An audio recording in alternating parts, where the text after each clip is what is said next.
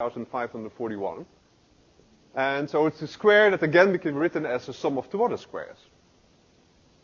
So 4,000 years ago, already somebody was walking with this table, probably using it for length measurement. And I think this is one of the wonderful things of mathematics, that you are in such a long tradition. In some sense, that theorem has been in our public consciousness, if you wish, for more than 4,000 years. Now, there's a wonderful phrase I want to share with you, which is actually the title of a paper by a famous mathematical physicist, Eugene Wigner. And the title of the paper is The Unreasonable Effectiveness of Mathematics in the Natural Sciences. And he starts the paper with a little anecdote. And the anecdote is about a mathematician who meets a shoe salesman. And the shoe salesman is complaining that he doesn't know how many shoes and which size he should store. And then the mathematician tells, well, it's very easy. There's a formula for this. It's called the Gaussian distribution. And he writes the formula, and this is the formula. And then the salesman says, what's this symbol over here? Well, it's the Greek letter pi. What does it stand for? Well, it's the ratio between the circumference of a circle and the diameter. And then the shoe salesman asks, what does a circle have to do with shoes? And it's a very deep question. In fact, for the mathematicians, there's even square root pi that appears here. So it's actually something that you really have to think about every time you see a pi or a sine or a cosine. If you see mathematical symbols, they appear again and again and again. And they're like extremely valuable tools that you can use sometimes in circumstances that you didn't even think about. Now, there are many jokes and anecdotes about mathematics and physics, and I must say, usually it's the mathematicians who are the butt of the joke. And I wouldn't dare to tell one here, but this is one favorite. It's coming actually from a field medalist, Alain Conn. So he actually told the joke, and the joke is about a person who has to do his dirty laundry. You can already see it's the physicist. With a big bag of dirty laundry. He walks into the town, looking for a place to do the laundry. Suddenly he sees a shop. It says laundrette. Not only that, it says cafe, restaurant, hotel, you know. So he comes there, and of course the shop is run by a mathematician. You see big beard. And the physicist asks, can I do my dirty laundry here? He said, no, you cannot. But I see the sign here. No, no, no. We only sell signs. And that's the general impression that physicists have of mathematicians. You know, they have all these beautiful words, but can you actually get something done? Now, that's not fair, because if you go look at famous physicists in history, they usually are very positive about the influence of mathematics. Galileo has this beautiful image of the book of nature. So nature is a book that you have to read, but it's written in a language, and the language in which it's written is the language of mathematics. So in his own quote, the universe cannot be read until we have learned the language and become familiar with the characters in which it's written. It's written in mathematical languages, and the letters are, remember this is the early 17th century, triangles, circles, and other geometrical figures. Now, these triangles and circles have been vastly generalized, but I think this feeling is still shared by many physicists.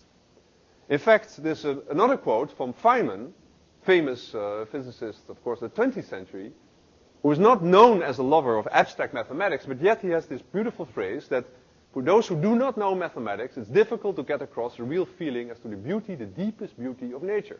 If you want to learn about nature, you have to learn the language. There's another quote of him, which is that if all mathematics disappeared today, physics would be set back exactly 1 week. So, this usually was the end of the story, but then I met a mathematician who had a good answer, and that was that was the week that God created the world. So I think,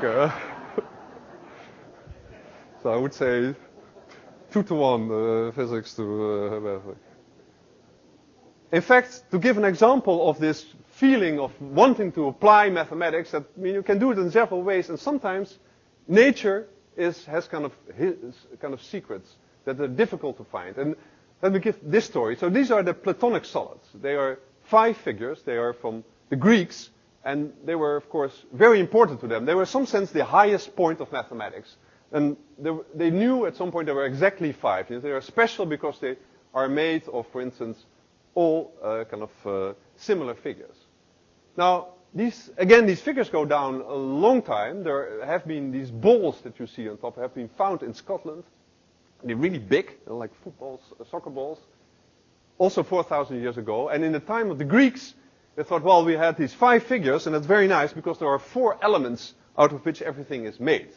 Like, for instance, Earth was made out of a cube. It's nice, you can kind of make a big staple out of it. Fire, it's hot, you can burn, so it has to have sharp edges, so it is this tetrahedron. And then there's the 5th figure left over, and then Plato said something, well, this was quintessence, this is the 5th element out of which the universe, everything outside Earth, was made. In fact, it is only a suggestion, if you read Plato, and it's his followers that actually made this in kind of a fact. It's something that happens to theoretical physicists, I think. You come up with a nice idea, and it becomes kind of canonical. And if you go to art history, you can see this dodecahedron in many, many places. And it's always standing for kind of the metaphysical, the thing outside the physical realm. For instance, here, one by Leonardo. This is one of my favorites. This is actually a monk, an Italian monk, who was kind of the inventor of bookkeeping. But you see, he also has this little dodecahedron here to say that's a little bit more than just the yearly figures. And here, Dali, many places. In fact, there was a few years ago this brief interval when actually the dodecahedron appeared on the cover of the journal Nature, when there was a brief time that some cosmologists might think that actually the whole universe had the shape of the dodecahedron, which really was perfect justification of Plato's idea. So it was already, from that point of view, it was a great... But then I want to show you another figure which I think is telling something very different. This is one of my favorite pictures. It's a picture, perhaps you recognize it, it's a picture of one of these little robots that went to Mars. And you know, the robot looked at these few square meters of ground there, and millions and millions of people through websites looked at this, and I looked at one of the websites, and there was some comment where somebody was saying, well, I was very disappointed by this picture, because it looked just like it could have come from Earth. I think it's a very significant moment, because in some sense here you can literally see that the space outside Earth is made out of the same material. And so there's no place of this dodecahedron. But if you go back to the early 17th century again, I want to... Famous case of Kepler. Kepler, of course, famous astronomer. He was really in love with these Platonic figures. Here you see some sketches he made in one of his earliest publications. He was 25. His kind of cosmology. And Kepler's cosmology, at that time the universe was very simple. It was just the sun around which the 6 planets rotated. So Kepler thought 6 is 5 plus 1. So if I take my 5 Platonic solids and I put them together, you can do that, a small calculation, 120 different ways. And he found one in which the ratio between these shapes of the spheres gave the ratio of the orbits of the planets within 5%. So this was his theory of the universe. Of course, there were only the 6 planets that you have to explain, and so you needed to explain these 6 numbers, and these were his harmonies of the spheres. Now, there are many ways why you might not like this theory. If anything, there are more than 6 planets. But of course, there are many more suns. But the nice thing is that actually this theory was kind of killed by Kepler himself. And because of what? Because of very careful observations. And he observed, and that's of course his first law, that planets do not move on a circle, which is the perfect shape, but on an ellipse, which is very imperfect. And in his diary, he writes that this moment when he discovers this, he's very disappointed because he feels he carries a carriage full of manure into science. Because the perfect form of the circle is destroyed and is made into this ellipse, could have arbitrary shape, somehow destroys the whole idea of a perfect theory of everything, say, for the cosmos. Now, only a few years later, of course, Newton discovered that there is a beautiful symmetry. There's, in fact, even a symmetry in rotations in 4 dimensions in a secret way. And that all these different shapes, all these conics, are just slices of this. There's basically in one mathematical family. And so there's beautiful and perfect mathematics in the shapes of the orbits of the planets. But not in the ratio of the sizes of the planets, the orbits. So Kepler was kind of had the good idea, but he was looking at the wrong place. And I think that's a history that repeats itself many, many times. Now, I'm not going to kind of scare you with many equations in mathematics, but roughly they all look like this. Like A equals B. Now, usually if you go to a talk, it's either about A or it's about B. But today I basically want to talk about the little sign in between, the equal sign. And that's actually the most important part, I feel, of a mathematical equation. Because it's putting usually two different worlds together. In some sense, it's almost like the ideas can flow from A to B through the equal sign. It's also putting things in perspective. So among philosophers, this is sometimes called Clinton's principle.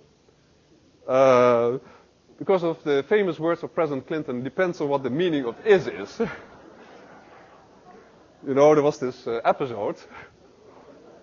And so the meaning of the equal sign is actually a very deep philosophical point. Because what does it mean to equal two things? You know, it's usually it means that you have made some kind of dictionary between two worlds. And the dictionary I'm going to make tonight is basically between physics and math and how we can relate the two. Now, the fact that we are kind of understanding the physical world in terms of mathematics is already amazing. But what is really amazing is that we have been able to carry this intuition in some sense to realms which are very far away from everyday life. So the very large and the very small. And these were basically the topics, the quantum world and the universe, that I will be talking about today. So I will start with somehow some ideas from roughly 100 years ago, which was a very exciting time between the interaction of physics and mathematics. Just to kind of warm you up. And I want to start with some famous, of course, ingredient of the theory of relativity, namely that time should be viewed as the fourth dimension. Now, at this point I should ask if anybody is afraid of extra dimensions, because they will appear in many, many ways. And so this is a little crash course. So here I carefully prepared a two-dimensional object for you, square. And you can ask, you know, what would be the three-dimensional analog? Well, you know, here is a cube, a little cube. Now, of course, it's not the three-dimensional, actual three-dimensional. It's two-dimensional. It's a screen. But, you know, even if I brought all the way from Amsterdam an actual physical cube, and I would have been rotating it before your eyes, you would still be watching the retina in your eye. So everything you see is two-dimensional. The third dimension somehow you build up in your brain. In fact, not so much by stereographic viewing, but more by moving. If you move your head, the images change, and that change is reflected in the third dimension. So why not move this one step up? And so this is a cube in 4 dimensions, which is rotating, and I've just projected it.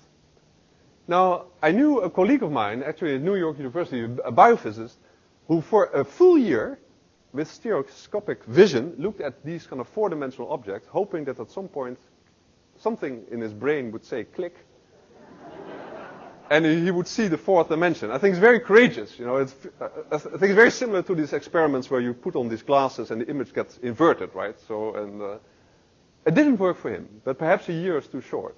Perhaps we should need some volunteers who try much longer.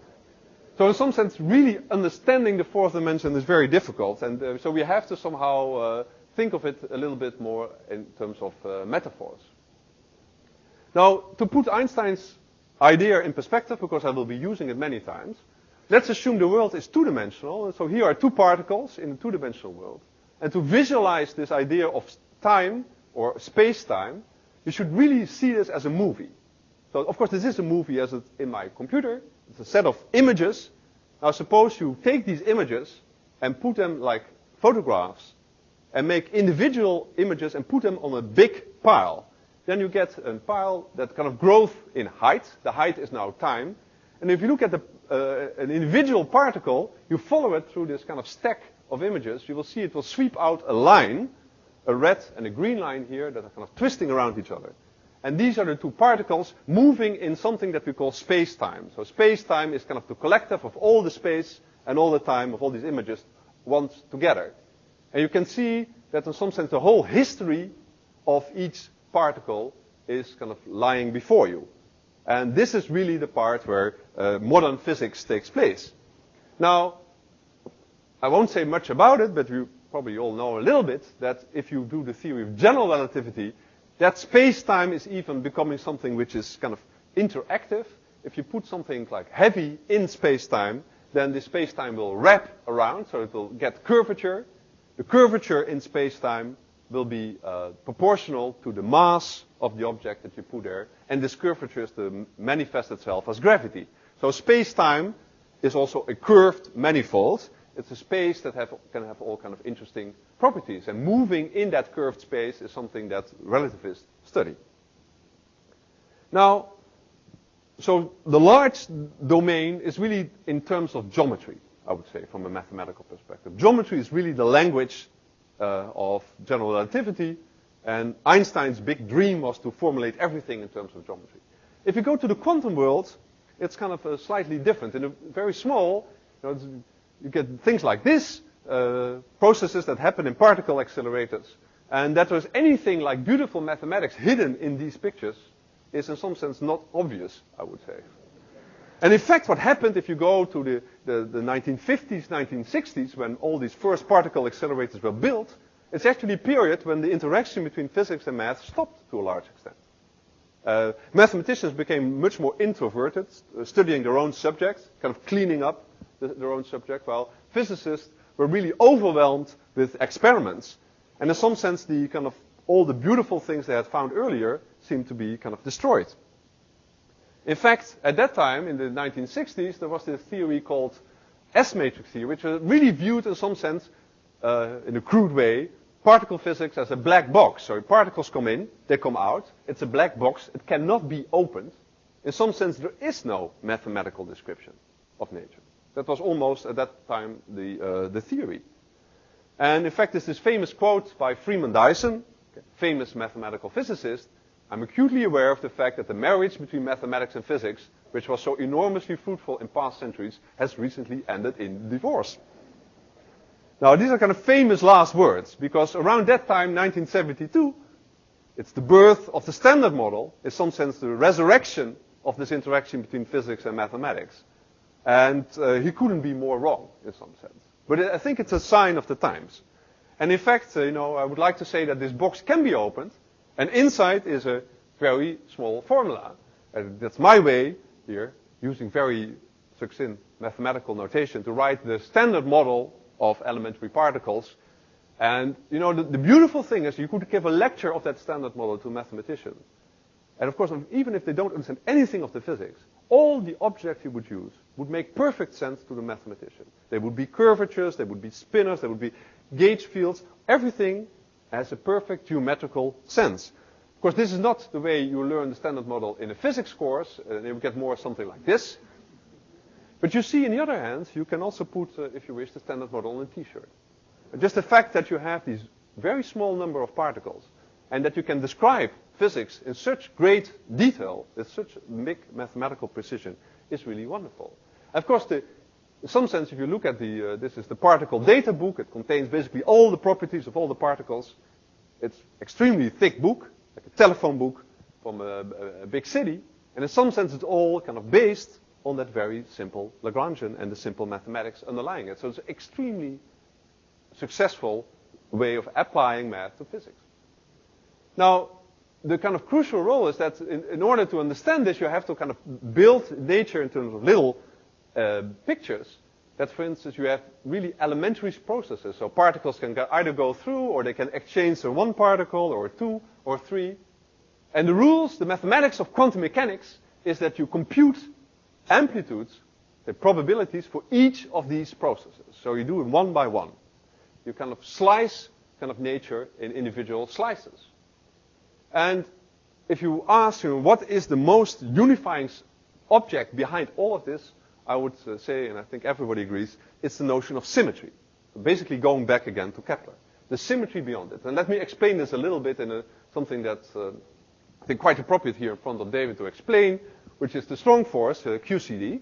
So if you have, for instance, a quark can have three colors, between quotation marks, of course. That means that you can think of a quark as a little arrow that's pointing in some three-dimensional space.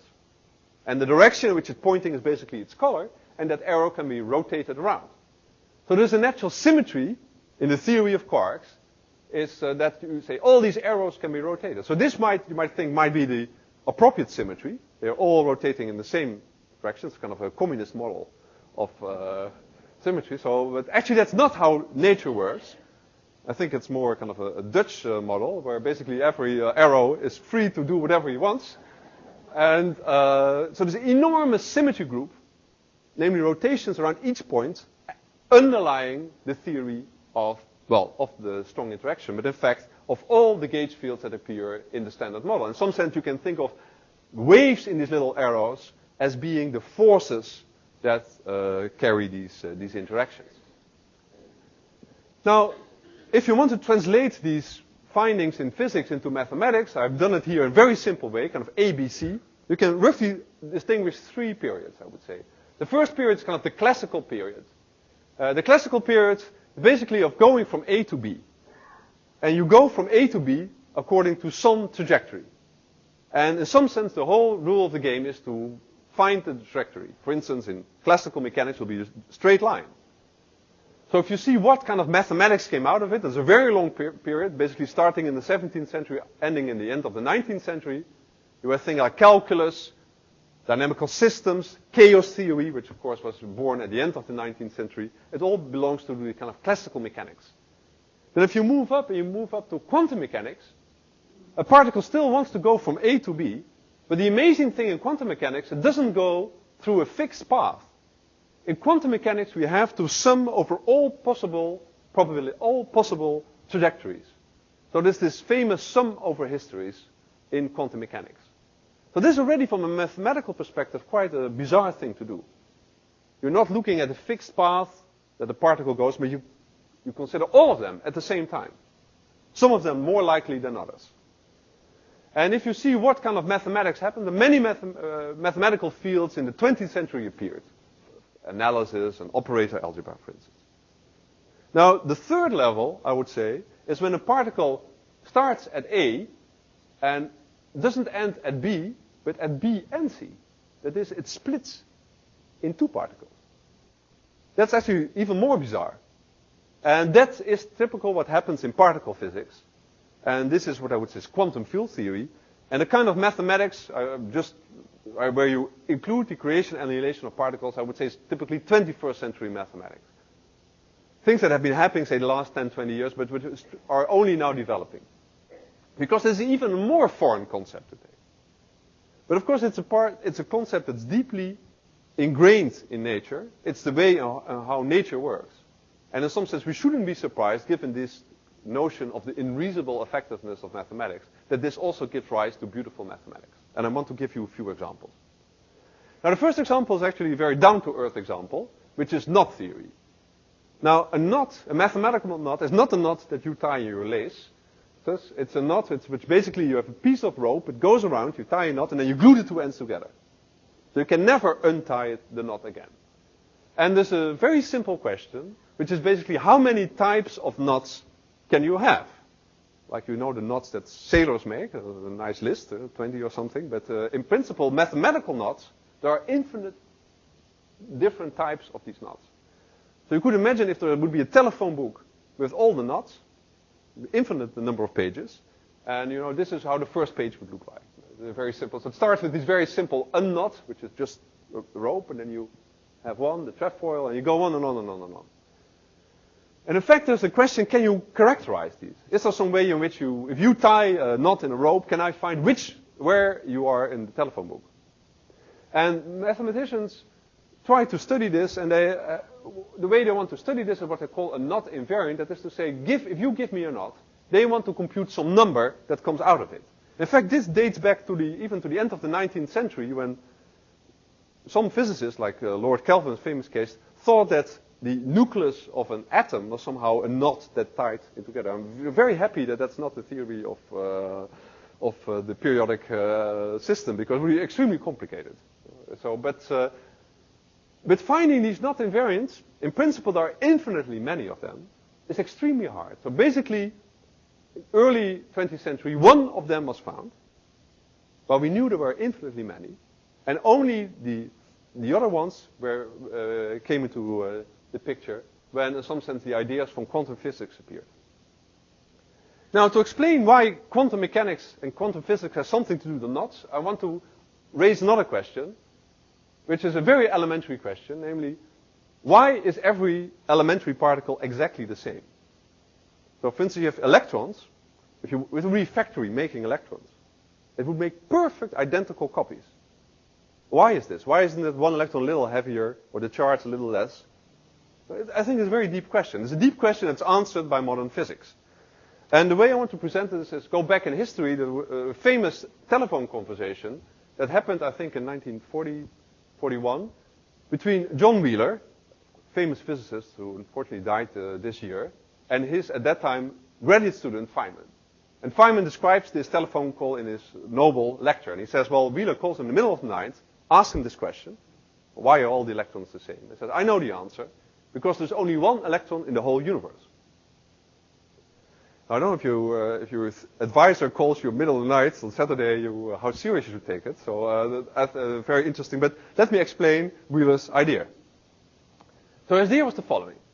Here is space and time. Time is moving upwards. Here is this single electron. But we're changing the rules. Not only is this electron going forward in time, but it's allowed to go backward in time. And forward again, and backward again, and forward and backward and forward, and making a big knot. Now suppose you were able to go out of the room, back in time, and enter again. Of course, we have an identical copy of yourself here. And very easy to make many copies of yourself. So, this would be the trajectory along these new rules of the electron. And if you look, say, at the beginning, you have one. If you look in the middle, and you slice this knot, you have many little things coming up and down. So these are electrons, and the other ones going down would be, going back in time, would be anti-electrons. And of course, they would have exactly the same properties, because it's the same particle. So, according to Feynman, he immediately says, well, why aren't there as many electrons as positrons? Which is a very clever answer. But, of course, these diagrams are now known as Feynman diagrams. So he, in fact, if you look at these notes of Feynman, where he, first time in some sense, tries to compute the mathematics, you can really see he's very carefully trying to send his particles back into time, investigating this idea. In fact, now it's a famous ingredient in how we think about particles in quantum field theory. And not only can particles go up and down, they can do more complicated things. For instance, this Feynman diagram, this describes a particle decaying into other particles that then again are joined together and go back. So these are one of the funny things that can happen in the quantum regime. It just happens fast enough, it's allowed. And in fact, you can have this process, which is called a vacuum fluctuation, which is a particle and antiparticle appearing out of nowhere and then annihilating again. Or, if you wish, in kind of the extreme case of the idea of Wheeler, a particle going up in time and down in time, and up and down again. So this is called a vacuum graph. And these are very important in quantum field theory. In fact, you really can think of this as a particle going up and down. And now you can imagine that you can send this particle not along a circle, but along a knot. And this is the idea that happened in the end of the 80s, early 90s, when physicists, in particular Edward Witten, had this idea and tried to compute, in this case, in a space-time that was exactly as my kind of flatland example, a two-dimensional space and then a time direction, embed the knot as a trajectory of the particle. If you pick your field theory or your physical theory right, you can actually compute what is the probability that such a particle goes around, and what you get is an example of a knot invariant. In fact, you can even do it more carefully. You can look at the individual Feynman diagrams. So you can think, for instance, send the quark around and have the quark interact by gluons. And it can be in many different ways. And these diagrams, then each of these diagrams would be an example of a knot invariant. And in fact, now there's a mathematical theorem, roughly, that all possible knot invariants are given by exactly these diagrams. So the physics intuition actually is able to solve this outstanding mathematical problem in a beautiful way. Let me give you a second example. It's even in some sense more elementary. It's really going down to the heart of mathematics, which is counting. Counting the integers, but just counting objects. And in fact, there is a field in geometry which was very popular in the 19th century called enumerative geometry, really counting objects. That's in some sense disappeared because it wasn't thought to be very interesting, kind of recreational or something, but now revived completely. And in this case, you are interested in studying spaces. Again, spaces in very high dimensions. For instance, a space, this famous space, Calabi-Yau spaces, perhaps you have heard about them in other lectures. They are spaces which have 6 dimensions, 6 real or 3 complex dimensions, and they're given by equations, complicated equations. But you see this is quite a beautiful equation. This equation down here, equation in 5 variables to the 5th power. It's called the quintic. And of course, it's very difficult to view it, and what you see here is something like a slice going through it. So it's, again, just as I had this kind of hypercube rotating, and I think none of us saw the 4th dimension. I'm sure nobody here sees the 6th dimension. But it's somehow underlying there. And why? Well, there are 2 reasons, again, why people, both in physics and mathematics, are interested in this space. And let me give you an example. First, from the mathematical point of view. So here's again kind of an artistic impression of that manifold. And what mathematicians were interested in doing is counting some object, namely counting curves. So a curve is really some kind of a curved object that you can put on this space. And these curves are labeled by an integer. It's called degree. I'll explain it in a moment. And then there's a thing called the Gromov-Witten invariant. It's a game where you compute an integer nd, you count the number of curves of a given degree. Now, this is a very hard mathematical problem. To show you how hard it is, the first number, n1, is counting the number of lines that you can draw on that space. Turns out to be there are 2,875 lines. Any algebraic geometer knows this number by heart. It's something that was computed in the 19th century. A famous result. Now, the next step would be compute n2. So n2, really big number, 609,250. It's the number of conics, so basically ellipses, circles, that you can draw on that manifold. So I think this was computed around 1980. And it's really a very complicated calculation, using all the modern techniques of mathematics. Now the next one, n3, has a little story to it. So it's a really big number. And it was computed by mathematicians using some code, computer code. In fact, they computed it with this code, and because they were asked by physicists to do this. So they came with a number, and then they gave a number. And physicists said, are you sure this is the right number? Didn't you have a mistake? And they went back into the code. Indeed, there was a mistake. And they came with another number, namely this number. And the physicist said, right, that's very good. And so, of course, the question is, what did the physicists know? And in fact, what the physicists had was not only these 3 numbers, they had the whole list. And it's very difficult to explain, in some sense, the impact this has to a mathematician working in that field. Now, you feel there's this big mountain you have to climb. And every step is more and more heavy. And you think it will be somehow an exponential difficulty that you have to climb higher. And then somebody gives you the whole list at once. So clearly you're missing something. But what you were missing actually is very deep. And let me try to explain what. Of course, what they were missing, in some sense, they were missing string theory.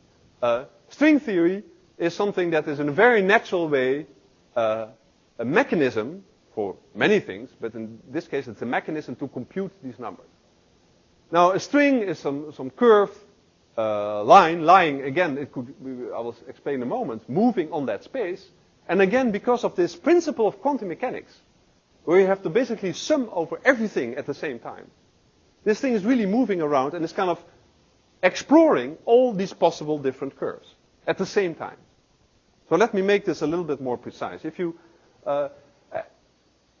and you could ask, well, why on this crazy 6-dimensional space? And the crazy 6-dimensional space entered because these were exactly the spaces that physicists were interested in. And that goes back to another idea in physics, which is putting even more dimensions. So the first famous case is to add an extra dimension. Goes back to the 1920s when Kaluza and Klein proposed this idea of having a 5th dimension. A 5th dimension which is very tiny and rolled up. So a 5th dimension that kind of goes around like a little circle. And if you do that, if you have a 5th dimension, you can have your particles moving not only in the usual 3 space and 1 time dimension, but also, say, basically go around this little circle. And they found if you have a particle that can go around this extra circle, basically the speed by which it goes around is the electric charge that the particle has. So putting extra dimensions in a very natural way gave rise to a different force and to a different symmetry, namely the symmetry being the rotations around that circle. Now this idea in string theory has been taken to really a next level by not only including a fifth dimension, but many dimensions up to 10. That is to say, this little circle gets replaced by a very complicated six-dimensional space, in particular a Calabi-Yau manifold. It's a solution of Einstein's equation. And so this funny space that was interesting for the mathematicians from just counting was also interesting for physics because it naturally appeared in string theory. And in fact, in string theory, we are interested in studying the movement of strings on that very complicated space.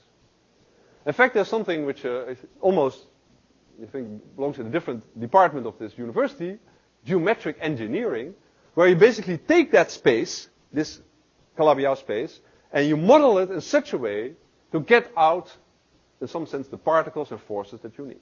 So this kind of a dictionary where geometry is kind of put equal to the world of elementary particles, which is very different from geometry. So that's again one of these beautiful equal signs that appear in this field. Now, if you have such a string and it moves around, so you can think of a string that moves actually a little circle, sweep out a surface, such a thing is called the Riemann surface, or it's also you can think of it as a so-called algebraic curve. And these strings will move in this Calabi-Yau manifold, and as I told you, they will not move at one fixed trajectory. What they do, they will move along all possible trajectories. And basically what happened is that these numbers here, these numbers that the mathematicians were computing, they were kind of elements in a single function that the physicists computed. So they had a unified object that included all possible lines, conics, cubics, you go on, in one big function that they could study. Now the second thing they did, so this is already a crazy idea from a math point of view. The second thing is even crazier, is that they didn't look at one particular space. They looked basically at all spaces. They made a plot of all possible Calabi-Yau manifolds. And you see, if you look at this plot, you see there's a very beautiful symmetry. It looks like for every manifold on the left-hand side, for every space on the left-hand side, there is a so-called mirror space on the right-hand side. These spaces couldn't be more different.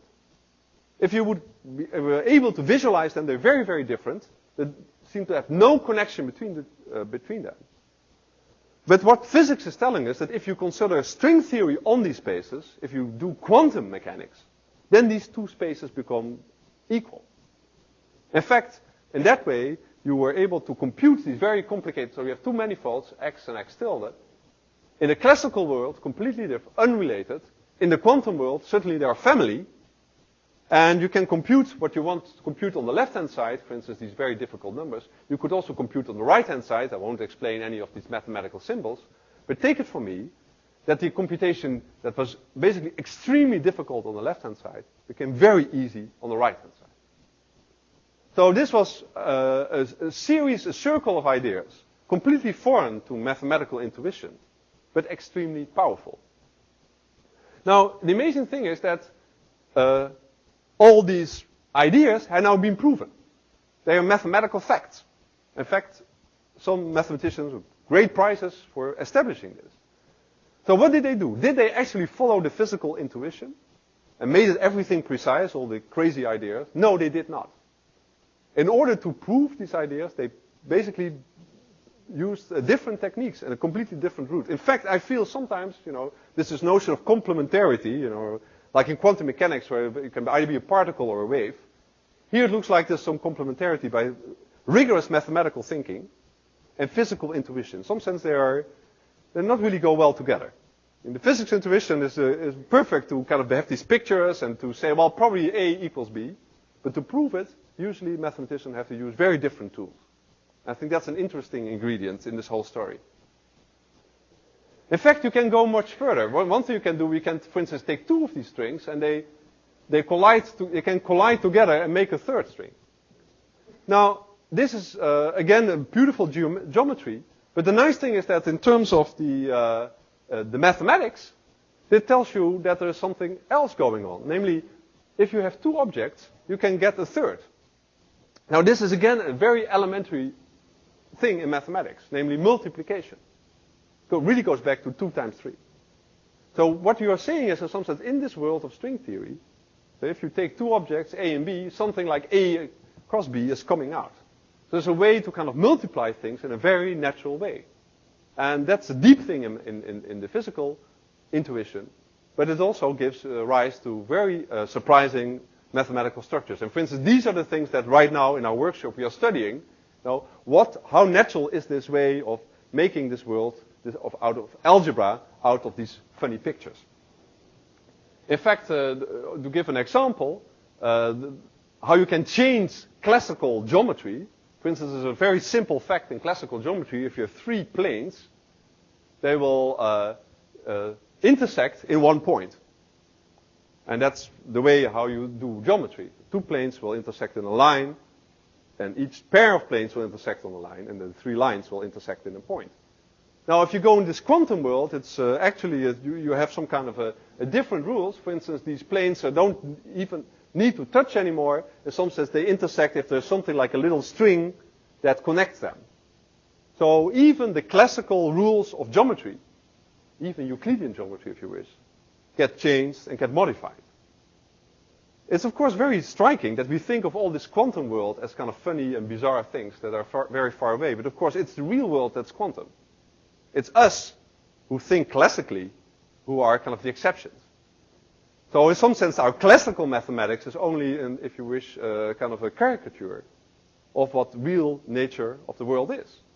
And so the fact that actually even this kind of true nature of the world is beautiful also from a mathematical perspective, I think is very satisfying. Now, I think at this point overloaded you a little bit, so I think it's good to relax with a little exercise. So the exercise I want to do is if you look at the screen, I'll show you something. So I hope you've all seen it. So the question was the triangle on top of the circle? Now, I'm told that there are two ways in people answer this. So one is that you immediately, if I say, is the triangle on top of the circle, you see a triangle on top of a circle, and you say, that's not the image I saw. Roughly half of the people think like this. The other one, they say, well, I remember the image, and I deconstruct it. So, well, basically, I'll take the language in which it's described, and analyze the language. So that's roughly whether I think you're using your right brain or your left side of your brain, whether you think kind of geometrical, visual, or you think algebraic, which is more like an algorithm. And it's, I think, very important that in mathematics you have both these two ways of thinking. In fact, if you teach a class, often you can be, some people, for instance, if you're lost, if you want to find the way, somebody says, oh, draw a little map. Now, roughly half the people are really helped by this map. The other half, they're completely flabbergasted. They really want to know first left, then right, then right, then left. And they think linear in terms of an algorithm, like language. And so these two things are always, some sense, also in math. I think there are two, or perhaps even more, ways of thinking in mathematics. But they're a little bit orthogonal. And in fact, these examples are, in some sense, quite interesting because they are in some sense, I would say, geometry is a typical visual way of thinking. I'm a visual person, so I've shown you many pictures. I know that for half of the audience, they only are more and more getting confused by all these pictures. There's also an algebraic way, but you more think in terms of putting things in as I say, like an algorithm, like a computer code, for instance. That's also beautiful in mathematics. You can do it step by step by step and make a proof, like a chess game. Now, one thing you can think of this, you could say, what is the dominant side of the brain, say, of the universe? Is it geometry or algebra? And clearly, people like Newton are very much thinking in terms of geometry, but I would say if you go to the quantum world, in some sense it's more algebraic. And you can think that the whole idea of going to the quantum and doing quantization is kind of taking something out of the world of geometry, like for instance a knot, or a manifold, or a curve in a manifold, and translating it into something that is more algebraic, like these numbers. The probability that you have this funny knot. And in some sense, if you're here in the world of algebra, life is more easier in some sense, because you can do all kind of tools, you can This is much more difficult to think of these flubby geometrical objects, because what is a knot if it's a figure? It's much nicer if it's a number. You can list them, you can order them, you can do all kind of stuff with them. So that's one part of the story. And you can ask, how should we actually now think about geometry from this algebra point of view? And in fact, that's something that has been going on the last couple of years in string theory physics, is that perhaps there's a way the other way around. Perhaps, geometry is like our classical intuition, just something that comes from something that's underlying everything. And perhaps this algebra is even more elementary. So could it be that, like, for instance, all these little Feynman diagrams, that in some sense they can build up something that is really like a space? Perhaps space is not the starting point, it's more like an endpoint. There's something going the other direction. I think that's very interesting. It's a little bit speculative, but we have some examples in physics that does this. And I think finding the right mathematical language for this is extremely exciting. Now, in some sense, this is a very traditional way of thinking in physics. For instance, if you have a wave on the surface, certainly should mention waves here at Santa Barbara, you have beautiful mathematics, the Navier-Stokes equations, beautiful mathematics describing the shape of the waves and how they propagate. Of course, if you look inside the wave, you see all these water molecules bumping, very complicated.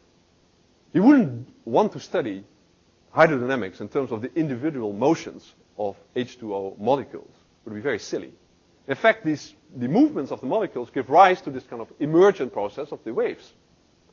So could something like this happen? Could, for instance, Einstein, geometry, which he really thought was really fundamental, his dream was capture everything in terms of geometry, could it be an emergent property? Could it be something that comes out of equations? Now, there's one place where we have you can study that in a bit more detail, which is in fact a kind of very extreme case of geometries, which is the case of black holes. Now, probably you heard something about black holes. Black holes appear when you have enough matter, so much matter in the universe, that in some sense not only the space curves, but it kind of pinches off, a singularity gets formed. And in this kind of much more complicated string context, you can actually build these kind of black holes in a kind of complicated way by basically doing stuff inside this internal space. You have this big space, this Calabi-Yau space, and if you put stuff in it, so-called D-branes, you can influence by changing the internal space, you can actually change the space-time that we see, the three-dimensional space that we feel gravity in. And in fact, again, in terms of a picture, if you add more and more stuff inside this internal space, the space-time will react to it, it will start to curve. And in some sense, what you can do is now you can study this geometry in terms of somehow the mathematics in this internal space. And that's a big program now in mathematics, and studying these properties and somehow seeing how geometry appears out of algebra. Now, I can't describe this in any detail, but there is some kind of a beautiful kind of circularity to the argument. Because you can ask, what is then, if space is not the ultimate thing, what is underlying space? And what we seem to find, that what is underlying space, in all the examples, at very short distances, space kind of disappears, and the mathematical structures that appear are structures that again belong to the realm of gauge theories, the things that were really essential to the formulation of the standard model. So if symmetry, very big symmetry groups, in some sense, are again underlying the most fundamental thing. And that's, I would say, kind of in the spirit of Kepler. So if something like this would work out, I think it's lovely. But I think it's true that this is one of these cases where we are struggling to understand the equal sign. And we don't have yet the right mathematical language. Now, perhaps you've noticed that when I'm describing all this thing, I often use the word elegant or beautiful or something. And it's very difficult to get this across because, of course, if you describing mathematics without equations, as I say, you're always lying. It's like the cartoon version of a famous novel, right? So, and you can even ask, what is the kind of beauty that we are looking in mathematics? And I would say even there are kind of two schools of thought. One school of thought, I would say, basically like Kepler, trying to find the most special, the most exceptional object in the mathematical universe. And if it's that special, then it probably must be the one that describes our world. Another kind of nature is perhaps what. So this was this kind of intersection of all these Platonic solids. The other school of thought is no. You should look more like general structures, like general logic. spaces, you know. Perhaps that you should be a little bit less specific and looking at structures. And I think these are, again, two different ways of thinking, and it's not clear yet which is the right way. And I think it's very exciting to see how things develop. What is the kind of mathematical structure? But I think both these kind of aesthetic feelings are very important in developing mathematics. In fact, there's another point of view, of course, which I should mention, is that, you know, as a physicist, the question is how much should you be tempted by all this mathematics? It can be beautiful, but perhaps it's leading the ship of physics astray. And and of course then it's very difficult to see, but if you look back in history, often you see that even what you think might have been the wrong way in a later period of time fall to place because, as I said, this unreasonable effectiveness of mathematics. So in some sense, what I've been witnessing myself, and I've seen the last, say, 20 years, is that this, I think, interaction between mathematics and physics, I think it's probably one of the most intellectual stimulating developments in science altogether. It's basically one of the disciplines where you have a constant rate of return. Basically every year we have seen a new breakthrough. And, you know, at some point it's really dizzying because you feel now, we have now too many ways in which we can connect things together. And then there's, again, a young mathematician or physicist coming and say, well, there's yet another way in which we can think about this. And so it's extremely stimulating and intellectually challenging. You can also ask, you know, how should we place this? And perhaps, you know, in some sense, should hedge your bet. You know, but either this is, it's fun if it gives to beautiful mathematics and it gives new theorems, and perhaps, you know, we can use it in physics in the very short term or in the long term. In fact, I want to end with an image, which is kind of a revamping of again, go so. But Plato, of course, had this cave. You know, and what was the cave? You know, it was a dream world where you had perfect mathematical shapes. And these mathematical shapes projected shadows on the wall of the cave. And these shadows were our physical reality. It was very difficult to grasp these Platonic things. We could just see the shadows. Now, I think actually in some sense this has been a case of role reversing. Because, you know, what we now have, I think, is what I would say the quantum cave. So we have now this physical dreams of a unified theory, dreams of extra dimension. Very difficult to extremely make them rigorous. But what they are doing, they are projecting very sharp shadows in the mathematical world. So all these kind of crazy ideas give rise to beautiful mathematics, very concrete equations that you can give to mathematicians and say, well, I think these are the numbers. You go and check. And you check and then they go and prove. And they prove in a certain way and they have to find perhaps a very roundabout way. And now there's this whole list of, it's basically like a wave going through mathematics. And there are many mathematicians that originally were very skeptical about this until this wave hit their field. And then they were immediately converted. Because, you know, if you have something like this magical formula that does everything for you at one stroke, you see this happening, it's actually quite shocking. So I think actually this is pointing also to something which I think is really perhaps the fundamental role that physics is doing for mathematics, namely it's putting it in a context. And that really goes back, I think, to the very beginning of my talk. That, you know, in some sense, mathematics, the equations always have to put in a context. So what are they good for? How can they be applied?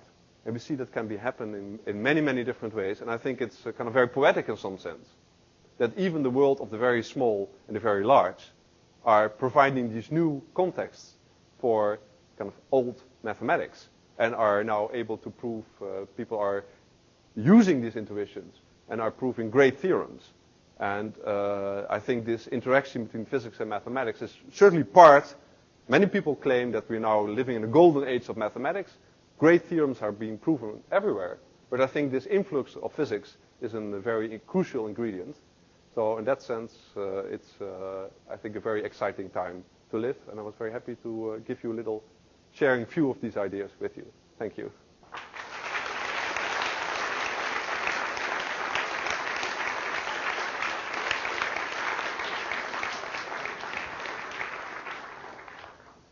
My introduction might have been intimidating, but I think we all agree that Robbert lived up to Uh, and as usual, our audience, I'm sure, will live up with their questions. So the floor is open, and we have mic, which we will distribute. So don't talk until you get a mic.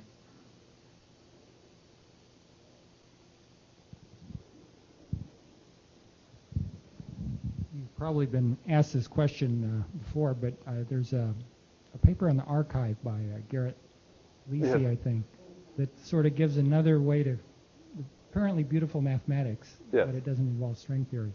It involves E8, right? So it's E8, it's precisely on this right. Yes. Could you comment a little bit on that? At least let us in on what's going on there. Well, I think I haven't looked at it in great detail, but what I understand is that in the physics there are lots of problems, to make it precise, etc. And if you want to make it precise, you probably have to add many more stuff, and before you know, you might end up in the kind of familiar territory. So I don't think at this point it's anything like an alternative. It is interesting, though, in some sense, in this broad division between the two styles of mathematics.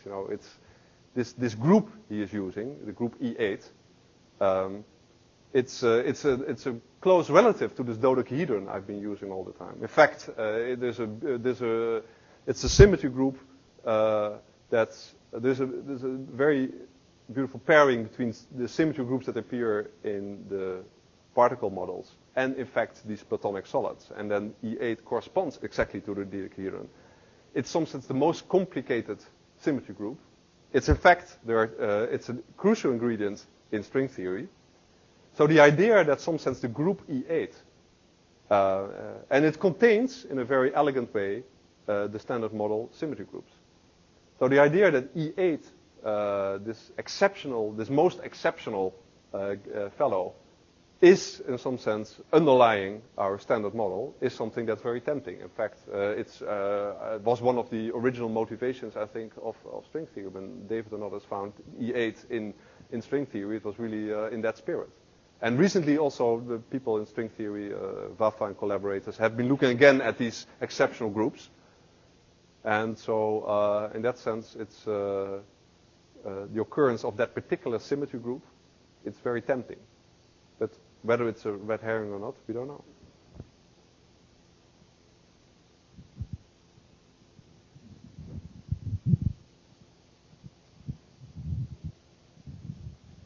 Since you were a self-confessed artist, I'd like to ask a why question. Yes.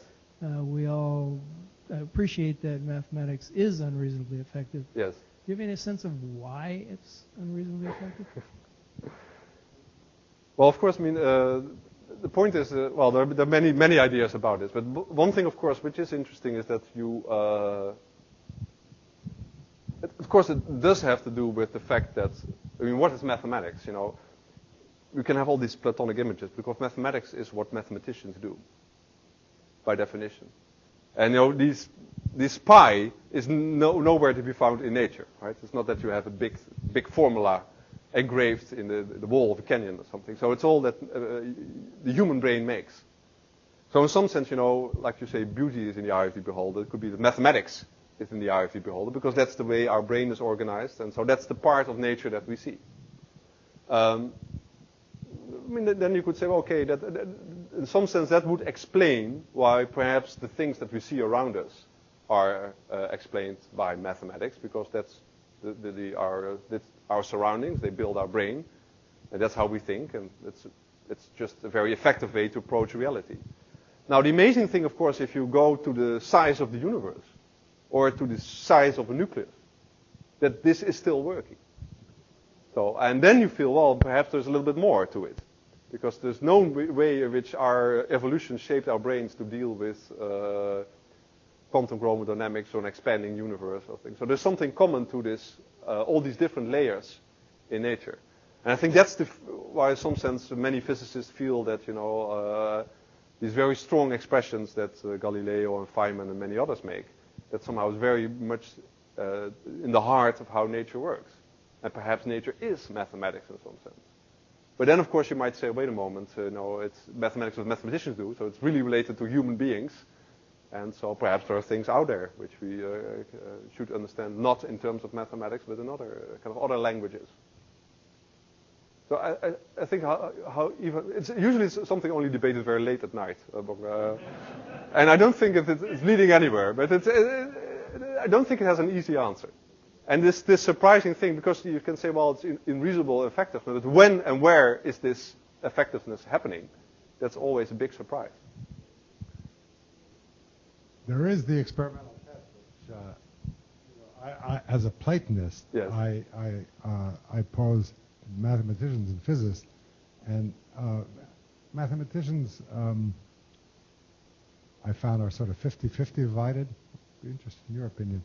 So the experimental test is, if we were to discover civilization across the galaxy, I mean, we know that they have the same physical laws. Yeah. We can measure spectra of atoms on other galaxies. Will they have the same mathematics? Mm-hmm. We don't know. We haven't discovered, but would they? Some mathematicians have told me no. They will have their own different mathematics. It's a human creation. Mm-hmm. I actually go one step further. I mean, I'm sure they'll have exactly the same mathematics. Mathematics, as you just showed, is nature, Yes. But there's a more interesting variation of that once you answer the first one, which is, would they have the same history of mathematics? Yeah. So what is your answer to that? Well, certain parts of mathematics are universal. I think it's very difficult to not have the integers. Because this famous saying by Kronecker that God created the integers, the rest is invention of of humans. And, well, that's different. Yes, yeah, that's true. But, well, I don't know. I think actually that almost all the mathematics that we know is in a very deep way connected to nature. So it's very difficult to study nature not being... For instance, one thing, of course, completely crazy is some sense that, things like imaginary numbers, they were not called imaginary for a reason. It's just something you think of and then they actually appear in physics. No, but there are some mathematicians who would argue to me something which I can't imagine. Namely, this civilization would have the same, the spectra would be the same numbers, but their mathematics would be different and equally effective, perhaps. Yeah. I would, very difficult to say yes or no to this. Yes. I'm undecided.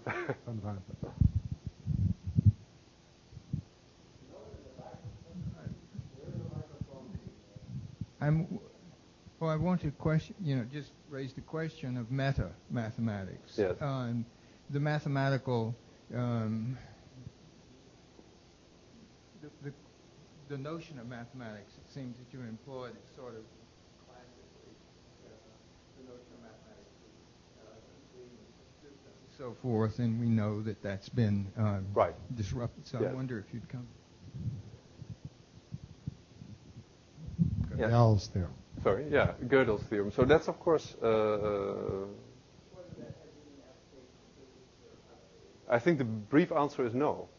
And but of course also, I mean, in some sense, Gödel's theorem is of course active in basically in a setting where in some sense the rule of the game are very precise, and then you can make basically a list of all possible theorems, and you can briefly say which you can prove or not. And there are all these kind of then mathematical facts which are true, but you cannot prove.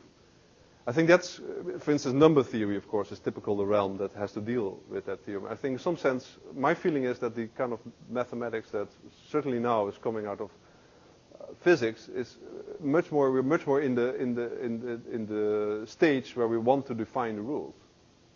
Right? So in some sense, not yet that evolved as number theory that we might bump into statements like this. It's like we want to find the physical laws instead of studying all possible solutions. But I think at this moment I don't know of any kind of really deep occurrence of Gödel's theorem in mathematical physics. Actually, I was just handed a microphone, so yes. I'm permitted to comment? Yes. Actually, there's a beautiful consequence of Gödel's theorem in geometry. Yes, of course. Oh, Yes. I was a part, yes. You can explain, yes. So in high dimensions, there's a quite different phenomenon than in low dimensions.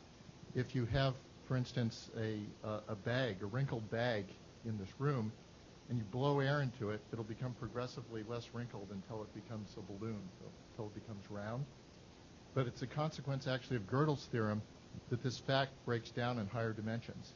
If you have a 5-dimensional bag inside a 6-dimensional room, and it's somewhat wrinkled, it may be that in order to straighten it out, it has to become vastly more wrinkled before it can then become round. So there's no, as far as I know, there's no understanding of this except through logic.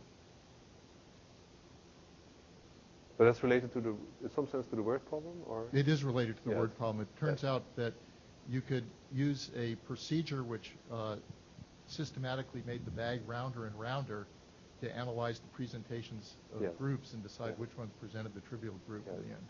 Yes.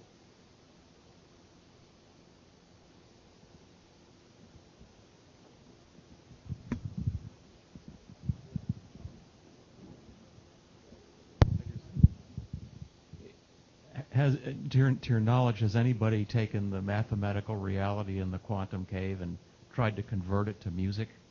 Yeah,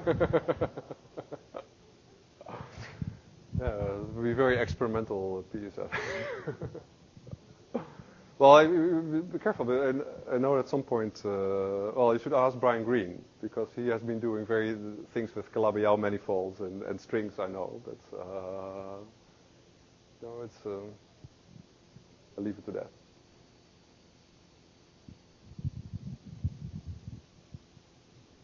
I've always wondered about the issue of the universe actually being mathematical, or is our math just some sort of lame attempt to try to really describe what's happening in reality. But it seems like the ability of math and physics to be able to make predictions, very precise predictions, and then have those realized through experimentation would seem to lend more weight to the fact that we really have discovered that the universe is mathematical, and that our math is just advancing and progressing in order to become better at describing that universe. Is that sort of what you I mean, one thing which is, I think, very striking is that indeed, if you look, what are the places in physics where you somehow see the highest precision, both computations and measurements? In fact, it is in this world of elementary particles. So I think that's, I mean, if you really see something computed to the 12th decimal or something, yeah, then it seems very compelling that you really understand something about what's happening when you get that sort of predictive precision. Yes, yes. So no, that's absolutely stunning, and that was also what I was stressing. So the fact that indeed, in some sense, I think if you really look at the greatest success, something of mathematics applied in physics, certainly the standard model with all the rules should be a part of it, because it's not only conceptually true, but also in terms of actual computations and extremely precise computations.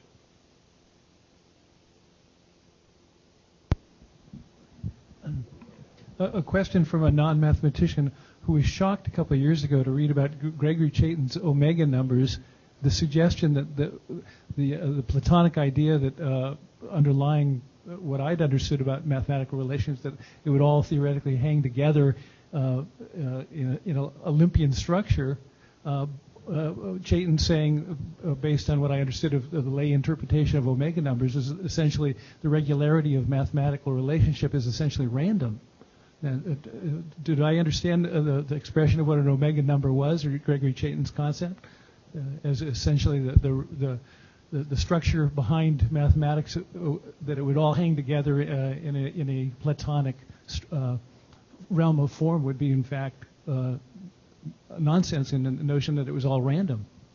Well, I'm certainly not the person to comment on this, because this is an area of mathematics that's very far away from my own expertise. But I think the only thing I can say is that certainly if you shouldn't view as my presentation as giving a universal talk about mathematics. Right? There are whole areas of mathematics that are not at this moment in this math-physics interchange.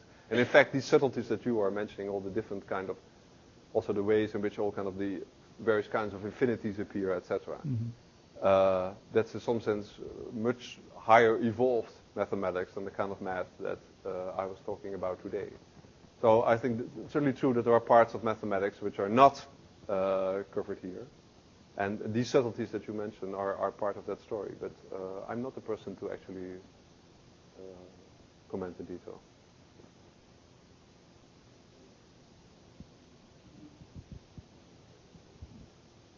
So I don't quite know how to ask this question, but in my studies of physics when I was in school, I remember being very satisfied as we peeled apart the layers of the onion to get down to some very simple underlying theory, and that lots of complex physics can come out of simple ideas like a particle in a box or a complex electromagnetic phenomena building up things out of simple photons, and so it was always this process of going from the complicated to something simple underlying. I tend to react sort of negatively to the string theory because it seems like it's the deeper you go, the more complex these spaces and ideas become. So I guess I'm looking for your comment on: do you think there's some underlying simplicity, or are we going to end up with a very, very complicated explanation of these? Well, the first thing is that if you also again go in history, there were times that there were only a handful of elementary particles, and now I showed you this telephone book, full of they're all elementary particles or excitations. And I think there's some beautiful quote of Feynman somewhere where he says, you have this beautiful theory, and then there's some experimental data, and it kind of messes it up, and and then at some point you have to kind of give up. And it was just a dream that was, and then at some point, it becomes so messy that again, some structure appears. And then in the end, it's beautiful. And in fact, I think many people would now say that the standard model is more beautiful than electromagnetism, because it has these, in some sense, more elegant symmetry groups, etc. So it's in some sense, and it describes more, and in some sense, it's deeper math. So you have these transitions, you go basically tunnels from one world to another world, and sometimes you're in between, and it looks very complicated. So it's not fair to say that it becomes more and more simple. Of course, also what you do is that you package more things together. Now, I feel as to string theory, I think two things. One thing is that clearly we're not yet in the stage where everything clicked together and you have this beautiful structure. But so somewhere in between this tunneling process, if anything. And the other thing is, of course, from a mathematical point of view, it's really kind of breathtaking how things indeed, the few pieces of the puzzle that click together, how they're able to do this. So you get just this sense, but that's a very kind of personal answer. You get a sense of something being there, because it's how can it not be significant? But then you ask, what is, for instance, indeed the analog of the mathematics that would be underlying, and then you feel, well, you're only seeing these little things. So I would say in some sense we have it's like there are basically two ways to for instance, to describe also, for instance, space in mathematics. Like think of the Earth, you can think of it as a globe that's there, it's a nice sphere. And you can think of an atlas with all these charts, and you have to go from one chart to the other, and you have to use all these different kind of points of view. I think we are very much now in that point of view, that stage of the development. So we have all these kind of points of perspective, and there are all kind of dictionaries, how to go from one to the other, and from the second to the third, while at the same time describing the same structure. But it's not like a overarching point of view. And sometimes you have to go out of the plane in some sense to see this. And I think that's still something that we're looking for. And whether this will appear, yes or no, because that's again a deep question of what is the nature of mathematics. Is there some one big equation or one concept that puts everything together? But this could happen, and we have lived through periods where similar things have happened, and certainly, there's some notion that nobody knew about, like a non-abelian gate symmetry or something, and then certainly that's the right language to describe it. So in that sense, I have mixed feelings. There's another point to be made here, which I think what is simple and what is complex is very time dependent. 100 years ago, matrices were extremely complicated. And Heisenberg, when he invented quantum mechanics,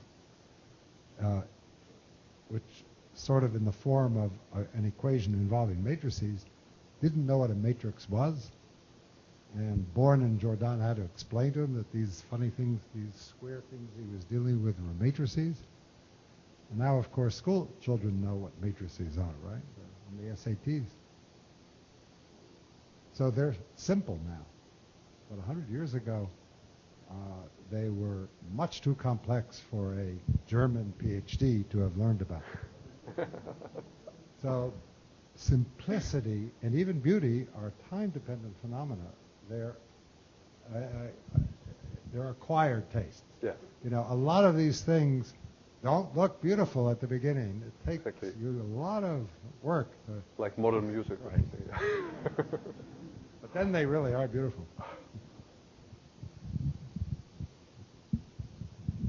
I've been very impressed with the application of concepts of mathematical reality applied to biochemistry and the organization of amino acid groups and the production of the polymers of genes in the origin of life. And I think this is a very fruitful approach to the concept of how life actually started as a combination of these molecular species acting in the form of mathematical reality. Well, I think you make an important point. So I think really, if you look at mathematics, there are various ways in which it can grow, just by internal dialogue. But also, I think it's usually very spectacular growth when it starts to kind of build an interface with another field of science.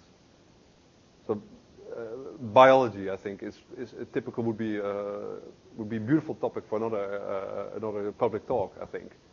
Because also I think there you can see a new mathematical concept develop. Although I must say that if you really look, what I think very special about what are we talking about today, is that this is not an interface where you have some mathematician who's interested in physics and a physicist who's interested in mathematics talking to each other. At some point, it's really the heart of physics talking to kind of the heart of mathematics. Now, some of these problems are in topology, or in number theory, or in geometry. They're problems that really are seen as being classical and very deep inside mathematics. And I think in the case of biology, I think perhaps this world, my own feeling is, it's still in the stage where people are struggling to find the right mathematical concepts. And I think it's a safe bet that new concept will be found and then will propagate through all of mathematics. I think so physics is sometimes a little bit earlier in this, further in development because it had a longer history of interacting. But I think actually biology might have a similar course and perhaps even more spectacular. Hi. In your Taoist view of math and physics, you show them to be complementary to each other. Yes. Do you believe it's possible that there exists a third element outside of those two realms that is the connection between the two of them? Oh, there could be many points of view, but I think in some sense it's very frustrating, certainly from physicists, of course, that they have this beautiful intuition and they in some sense hope that mathematicians clean up after them. But I think it's not the job of mathematicians to do the dirty dishes of physicists, right? So they then start and to invent their own ways. So your point of view is there some way in which these two things could come together? Yeah. Perhaps at some point. But I find it striking that in basically all the cases where really big theorems have been proven, that it turned out that the mathematicians brought in new ingredients. For instance, working in the number theoretical setting, something which is very foreign for physics, or using some kind of tools which are very unfamiliar. Or sometimes just proving the fact without, because I said one thing which is amazing is sometimes that you have these formulas A equals B, and that's in some sense the beauty of the story. And sometimes these theorems have been proven just by staying on basically continent A, just on one side of the equation. And so which is in some sense less satisfying from a physics perspective because it's basically the link which we found so interesting. It's a fact, but the thing I take out of it, that it's not necessarily that the physics intuition is the only way to understand these results. And in fact, I must say that one thing that is happening now, So certainly this field also has been propagating further mathematics. So I think now there's really the flow of ideas is also kind of reverting in the sense that now like many physicists are learning very advanced mathematics. In fact, when you mentioned Heisenberg being intimidated by a matrix, I mean, spending these weeks here and learning all this very highbrow mathematics, I feel very much similar. So. I have a question. So say you found your perfect mathematical theory. It was totally self-consistent and beautiful, and it described everything. Do you believe that that theory could exist without any real manifestation, like it could exist in the Platonic world? Mm-hmm. And if so, what would be the ingredient to cause such a mathematical structure to become physical? Now that's a very deep philosophical question, right? And in some sense, you can write the equation, but you can write Newton's equation, but it doesn't mean that, a pendulum starts swinging, something, right? And what makes the pendulum start swinging? That's, well, I'm not a philosopher, so. That's too bad. Into the equation. Exactly.